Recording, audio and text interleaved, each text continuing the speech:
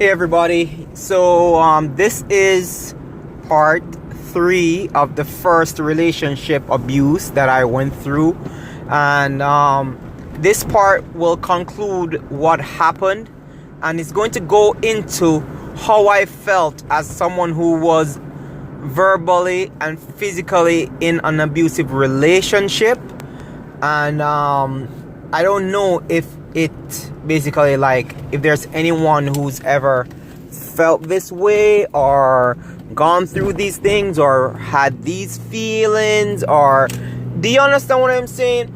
But basically what I want to talk about now is like the end of it and how it made me feel as a person who was like physically abused. Like the verbal abuse, I was able to take that more than I could take the physical abuse. The physical abuse, just like, it's not the hits that really hurt me, but it's just like how it made me feel that really damaged me inside. And still to this day, I carry that dirt and filth around in my feelings. You know, it's made me feel inadequate in some ways. You know what I mean? Anyway, so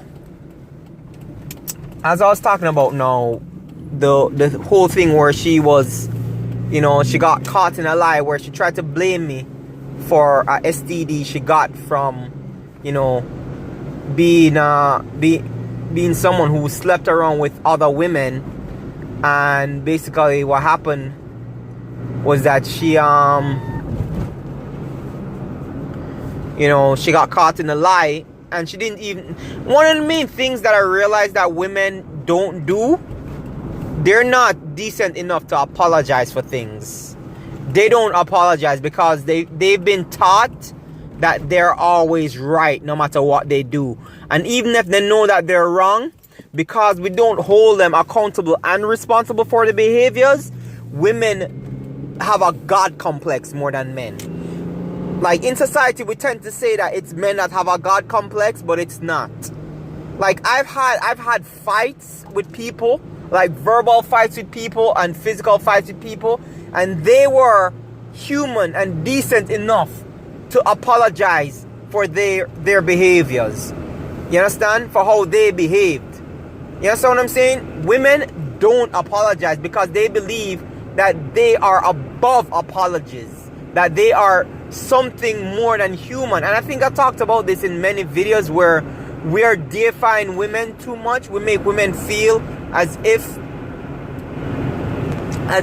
they are more than human beings, and because of that, you know, women go around with this thing like they're on some kind of pedestal. And when guys try to talk to them, you know, they're like, who are you to talk to me? You're a human. You understand what I'm saying? You're nothing. You understand? So in any case, my thing is this: the last straw that broke the camel's back. The straw that broke the camel's back was one night, I think it was my birthday. You understand? My birthday, she didn't want to spend my birthday with me, and I just moved into my new place. And she was being like a prick on that day. Like she really didn't intend to stay with me on that day. And I was like, alright, you know what? I just banged her and I said, yo, alright, let me take you to where you want to go. I was just like, alright, you want to leave and whatever, you don't want to spend the time with me, fine. I just banged her and I was like, alright, let me take you to where you want to go. In the car, we started to have an argument again. And she started to like try to disrespect me.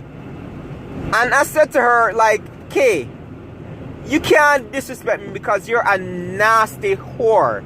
You're a nasty whore that got a STD and try to play that off me rather than take the consequences for your actions. You're just a nasty little whore. So, you know, I kind of laid into her. I let her know that she's a slut, she's a whore, she's a lesbian, she's just disgusting, she's all kinds of stuff. I was laying into her. And, you know, she was like, oh, stop the car, I'm gonna get out. But at that time in Jamaica, something was going on. There was a curfew in the area that I was driving through. I think the area is called Grants Pen. And they always have curfew because it's like it's an area where, you know, a lot of gunmen kill people and stuff like that. And we were driving through the area, and I was like, are you crazy? There's a curfew going on in this area right now, and I can't let you out the friggin' car. I'm gonna take you to your friggin' house, and then our relationship is done. I am done. Like, truly, really and truly, I was just done. I didn't want to have anything to do with her after that night, because I was just like, yo, I'm not into that. I had a lot of people that were really and truly interested in me, and I was just like, yo, F it. I'm not ugly. I'm doing well for myself. Like, screw this girl. Like, whatever she want to do with her life, go do it. But I don't want to be involved with that anymore. In any case, what happened is that no, and I kid you not, people. I'm not lying to you, people. Right? I was driving through the area because I wanted to get out of the area really, really fast because it was on curfew. And I reached a point where I have to slow down. And I slowed down, and this girl pulls open my door and throws herself out of the car. You understand what I'm saying? So before I even know what was happening with my life, or what was happening with the situation, this girl jumps out of my freaking car like she's in some kind of movie. And I thought that was the dumbest thing she's ever done in her life. Right? Jumped out of the freaking car. In any case, I stopped the car up the friggin' street, and I didn't turn the car off, and I was in a bad area. And I walked over to her, and I was like, yo, what the hell is wrong with you? Are you crazy? So she starts screaming about leave her alone, don't touch me, don't come near me. I'm like, alright, whatever. So I thought to myself, and I thought something very stupid, because my thing was this. I don't want her to be in this area, get raped, get killed, and then her people are gonna be all over me as if it's my fault that she's dead. So I decided, okay, the thing that she treasured the most was her flipping phone. So I was like saying to myself, I was gonna take the phone from her and say, get in the car, let me drive you home, and then that's it for our relationship. That was the worst and the stupidest idea I've ever had, bar none. You understand what I'm saying? Dumbest idea I've ever had. I didn't even reach close to the phone yet to grab it. And the minute I like reached, like in, not even, yo, I couldn't even tell you. This woman had a sixth sense about her freaking phone. And when I reached close to the phone, she started to like slap and punch me and like lay in the punches and stuff like that. And one of her nails scratched me into my freaking eye. And to this day, I'm dealing with that freaking damage in my freaking eye because of her. And I don't give a shit what people say. When a woman can freaking damage your eye and then turn around and talk about you can't hit me because I'm a woman, that don't fly with me. You don't get to degrade my body, destroy my body, and then you get to keep yours because you're a freaking woman. That don't fly with me. So, basically, I stopped. I stepped back and I said to her, Kay, this is the second time you're putting your freaking hands on me. Right? And she didn't answer. And I said, Kay, you're scratching me in my freaking eye. I can barely see right now. And this is the second time you're putting your freaking hands on me. You understand what I'm saying? Because I'm not the type of guy to put my hands on a freaking woman. But I don't believe a woman has the right. I don't care if you are a woman, you don't have the right. You don't have a right. You don't have the right. You're not more human than me. You're not a god. You understand? My body is just as precious as your body is precious. You understand what I'm saying?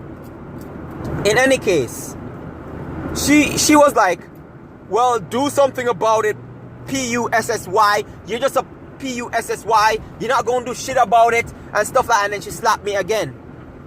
And I said to her, Kay, did you just hit me one more time? And she's like, do something, P-U-S-S-Y. And I was like, touch me again and see what I do to you. And I was dead serious about that. And she touched me. She punched me in my face. And I laid into her. I fought back. I was sick and tired of it. By the time I was done with her now, she was laying on the ground, right? And I didn't even do it. Like how I did it, it wasn't even my full strength when I hit her. right? I used a piece of my strength. You understand what I'm saying? It was just like to get her to just like, don't freaking hit me. This isn't even my full strength, and you're already like laying down there. Now, she looked at me and she was like shocked, surprised. She looked at me and she was like, I can't believe that you hit me. I was like, don't put your freaking hands on me. You don't have the freaking right to do that. No woman has the freaking right to put their hands on me. You understand what I'm saying? So, the thing about it is that, you know, that night ended, you know, a lot of people got involved. My people got involved. My people wanted to kill her and her people. And her people wanted to kill me and my people.